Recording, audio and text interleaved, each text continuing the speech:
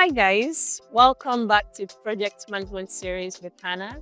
And in this video, I will talk about the first few steps to take when you are being tasked with a project manager, when you've been commissioned to manage a project. The first thing you need to do is to define the project objectives. You need to clarify what exactly the goal of the project is. You need to have a good understanding of what exactly why did this project come about. And a good way to do that would be, of course, to engage the person that asked you to take on the project. That's the very first step, right? Have a conversation with them.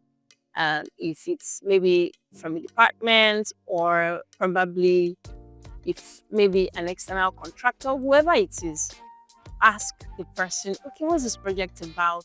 You might be lucky that when you're commissioned to do a project, you have like a document, a brief that says this is what this project is about and all that. But if you don't have that, you can still find a way around it. Speak with people. Speak with the first point of contact is the person who asks you to do something, right? Understand what the person wants. Understand what the goal is. Understand how that project fits into the overall goal or the overall objective or the long-term or short-term plan of the organization. That would help you better. Understand the problem the project is trying to solve. Is it a regulatory issue?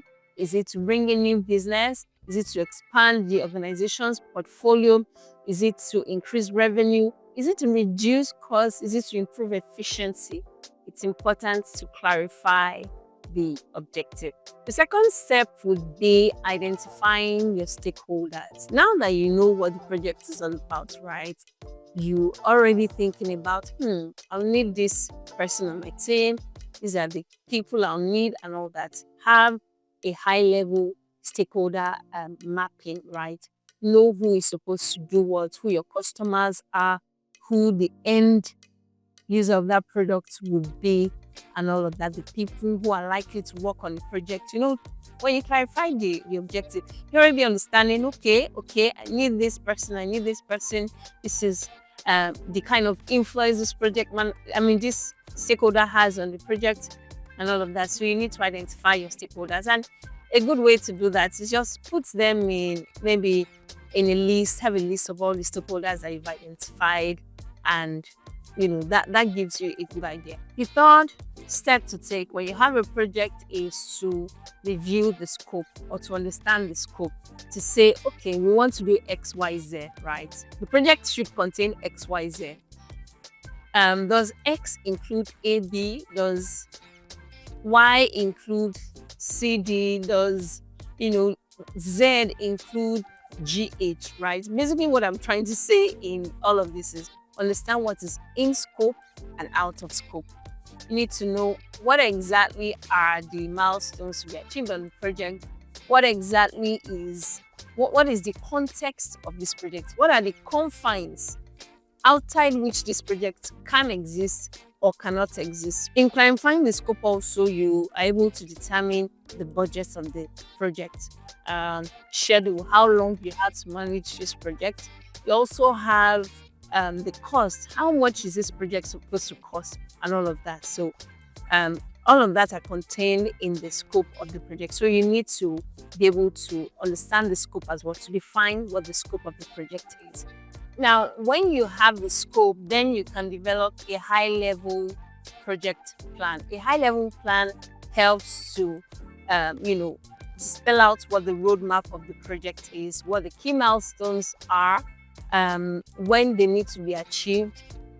I talked about schedule or timeline in defining the scope. When you have that from the scope, you can plug it into a high-level project to say, okay, let's say I have a year to manage a project. These are the key things that need to be achieved. These are the key activities or milestones that are contained in this project.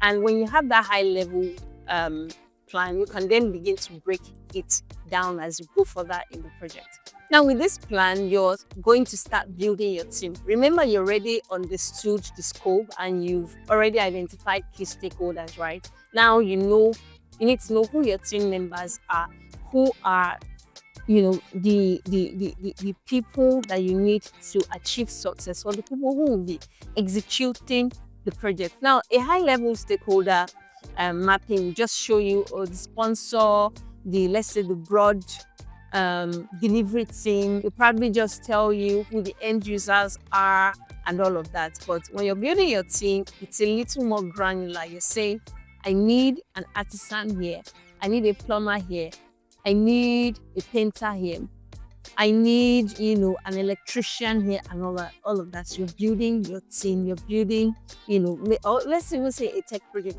I need a developer here, I need a tester here, I need a QA person here, and all of that. So you're building your team. And when you build your team, you need to then have a kick-off meeting.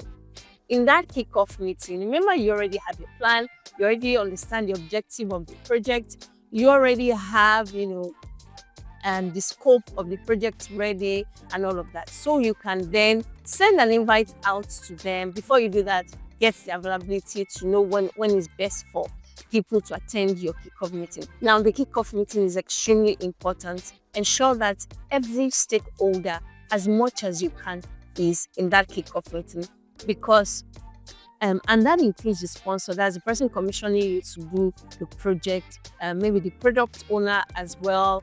If the customer can be there, if it's possible. Now, it depends on the kind of project that you're managing, right? If you're managing a project where you have external users and all of that, of course you can't have them in your kickoff meeting. But if you have an internal customer, somebody who represents the end users, like the product owner, have them as part of the kickoff meeting. Have your technical team, have your, the delivery team end to end, right, in that kickoff meeting. And it's in that meeting you would spell out, you give maybe the sponsor an opportunity to even talk more about the project, because you're also still trying to understand the project, right? And you're also conveying what the objective of the project is.